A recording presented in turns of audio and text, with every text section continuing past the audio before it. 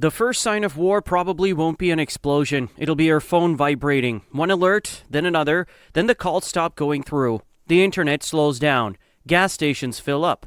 Sirens start somewhere in the distance, and for a few dangerous minutes, everyone around you will do the same thing. They'll freeze. They'll refresh the news. Text friends. Wait for someone official to tell them what to do. That is the mistake. Because if war reaches your city tonight, your first hour decides your survival chances. Not the gear you bought, not the supplies in your closet, the order of your decisions. This is the plan. Step 1, stop and breathe before you touch anything. Every impulse you have will push you toward movement. Grab something, run somewhere, react to whatever's loudest. Most people surrender to that impulse and make their worst decisions inside the first 60 seconds. Running to the wrong room, snatching the wrong things, or walking out the door into conditions they never stop to assess. Stress compresses your thinking, which means your first action has to happen in your head, not your hands. Take 10 full seconds, breathe on purpose, account for every person in the household, and confirm nobody's hurt. Only after that do you start the protocol. Panic burns energy and produces nothing useful, but calm is a tool you can actually work with. One steady person at the front of a group will cover more ground than 5 people pulling in 5 directions, and that person has to be you. Step 1, get real information before you move a single inch. Most people drain their phone battery inside the first hour, scrolling through feeds, watching shaky footage, calling numbers that ring out, refreshing pages that won't load. And none of that is information. All of that is noise, and it costs you the one resource you can't replace in the early hours. Rumors move faster than confirmed facts, and uncertainty is exactly where fear takes root. Your job isn't to know everything happening. Your job is to act on what you can actually confirm. Pull out a battery-powered or hand-crank radio and get it running immediately. Turn to your national emergency broadcast frequency and leave it on. When you need to reach someone, send a short text rather than placing a call, because texts travel through congested networks when voice calls have nowhere to go. Keep every message under 20 words. Confirm location, confirm safety, sign off. Calls come last, only when nothing else works. And social media stays closed because unverified claims spread faster than you can correct them. Reach out to any family members not in the house using check-in windows you've agreed on in advance. And if they don't exist yet, establish them right now. 2 fixed windows per day, 1 in the morning and 1 in the evening. Same times every time. Pair that with 1 primary rally point and 1 backup location, and make sure every person in the household knows both addresses without having to look them up. Information before rumor, every single time. Step 3. Water becomes your first priority the moment the situation is real. Food can carry a person for weeks, but water runs out in days, which means water comes before almost every other action in the first hour.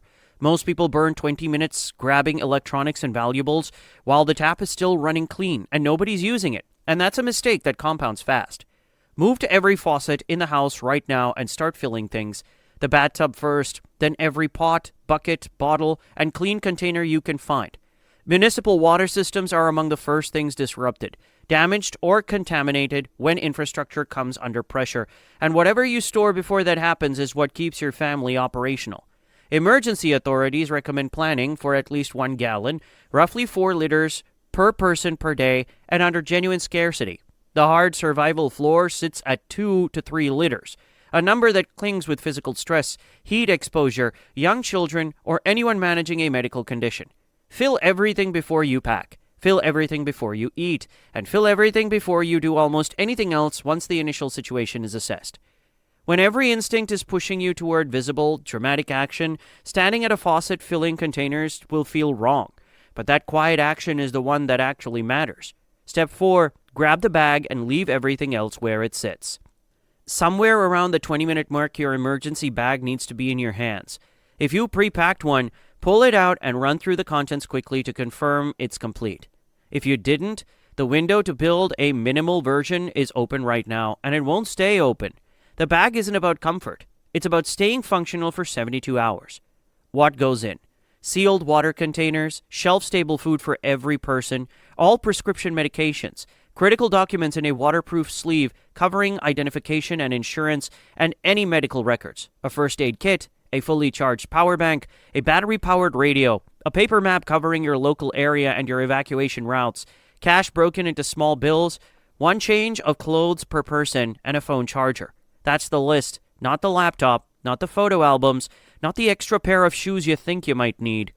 The people who prepared before the crisis started are already moving, while everyone around them is still trying to figure out what happened, and that gap in time is exactly what preparation buys. Step 5, make the shelter or move call and commit to it. This is the decision that carries the most weight in the first hour, and most people make it based on emotion rather than the actual conditions in front of them. The instinctive move isn't always the safe one, when the threat is still distant, when official broadcasts are telling people to stay put, when the roads are already locked with panicked traffic and streets are breaking down. Leaving the house may be the most dangerous choice available to you. Get everyone into the most structurally solid part of the building. Interior rooms, away from windows and glass. Lower floors when aerial threats are a factor. Keep people low and quiet, and monitor the radio continuously. When official guidance shifts to evacuation, or when you're sitting inside a direct threat zone, move early. Because waiting for certainty means the routes are already gone by the time everyone agrees it's time to go. And if the decision lands on moving, aim to clear the door within the hour, because every minute of delay shrinks the number of options available on the road. One person carries the radio. One person stays close to children or elderly relatives. And if the roads are impassable, the route goes on foot with a paper map leading the way. Stay clear of crowds, main roads, and any location where people are gathering, and move toward the rally point you already chose. One bag, one route, one decision, and once it's made, you don't go back to it. 5 steps, 1 hour, and that gap is what separates the people who stay in control from the ones who freeze. Don't freeze. Get informed. Lock down the water. Grab the bag. Make the call.